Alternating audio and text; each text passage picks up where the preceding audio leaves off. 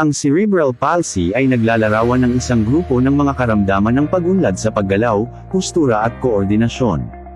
Ang cerebral ay may kinalaman sa utak, habang ang palsy ay nangangahulugan ng kahinaan o mga problema sa paggamit ng kalamnan o muscles.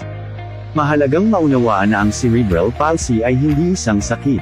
Ito ay isang kondisyon na nakakaapekto sa mga bahagi ng utak ng isang tao na responsable para sa paggalaw. Ang cerebral palsy ay nangyayari dahil sa abnormal na pag-unlad ng utak o isang pinsala sa isang umuunlad na utak. Karaniwang nangyayari ang pinsala sa utak bago ipanganak. Gayunpaman ay maaari rin itong mangyari sa mga unang taon ng buhay ng bata. Walang eksaktong sanhi ang cerebral palsy ngunit may mga salik na nagpapataas ng tsansa na magkaroon ng cerebral palsy ang isang tao. Kabilang dito ang mga sumusunod: mababang timbang sa kapanganakan, kulang sa buwan ng kapanganakan, mga impeksyon ng ina habang buntis, may breech presentation o suhi, rage incompatibility, at mga pinsalang natamo habang nasa loob ng sinapupunan o habang ipinapanganak. May 4 na uri ang cerebral palsy: spastic, ataxic, dyskinetic at mixed. Ito ay spastic kung may matitigas na kalamnan. Ataxic naman kung may problema sa balanse at koordinasyon. Dyskinetic kung may mga problema sa postura, matitigas ang kalamnan, at may mga di mapigil ang mga paggalaw. Mixed cerebral palsy naman kung ito ay kombinasyon ng spastic at dyskinetic. Depende sa lala ng kondisyon, maaring ito ay maging mild, moderate o severe. Ito ay mild kung ang individual ay maaaring makagalaw ng walang suporta at kayang gumawa ng mga pang-araw-araw na gawain.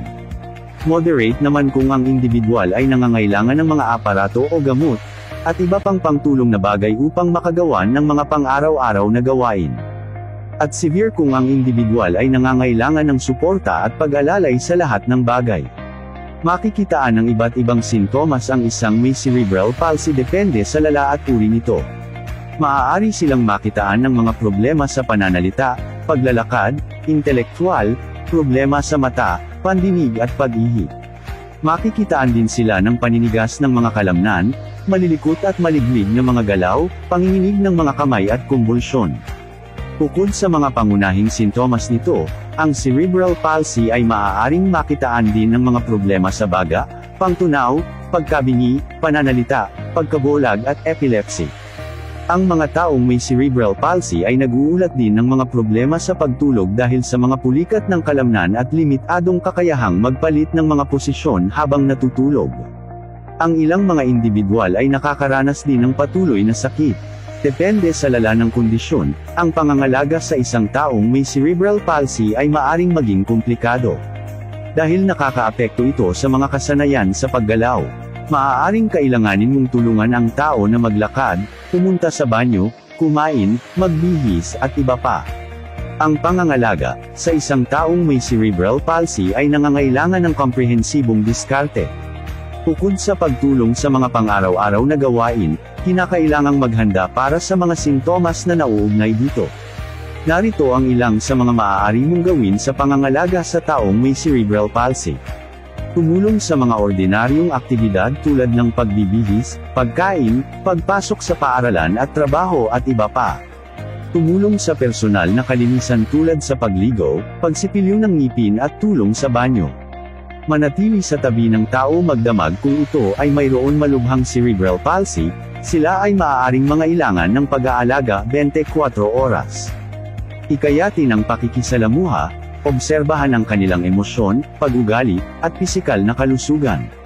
Magbigay ng gamot at tumugon sa mga emergency sa kalusugan, halimbawa, ang individual na may cerebral palsy ay maaaring biglang magkaroon ng kumbulsyon at atake ng hika. Ang pag-alam kung paano kumilos sa ganitong sitwasyon ay maaaring magligtas ng buhay ng isang tao. Gumamit ng mga paraan sa pakikipag-usap tulad ng pagsusulat, pagkanta at mga non-verbal cues. Ang pag-aalaga sa isang taong may cerebral palsy ay maaaring maging mahirap. Ang pagiging isang tagapag-alaga ng pamilya ay may epekto sa profesional at personal na buhay.